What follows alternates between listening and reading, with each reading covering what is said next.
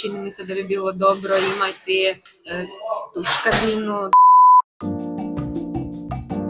Bok ekipa, moje ime je Petra i dobrodošli u novu ediciju Teta u gradu gdje rušimo stigmu, menstruacije i menopauze. Je, naravno. Nije me nikad bilo strah, ne. Ne, ništa nije čudno. Obično bude obilno, pa naravno da je to strah svake žene. Ne znam, teško mi je reći budući da je to individualno, ali nekako ja mislim da preko 50%, ajmo reći 80%. Postoje sada i čak neke dijagnoze. U zadnje vrijeme dosta mladih ima autoimune bolesti i čak neke teže dijagnoze gdje zaista ne mogu raditi za vrijeme menstruacije. Tako da mislim ne čudi.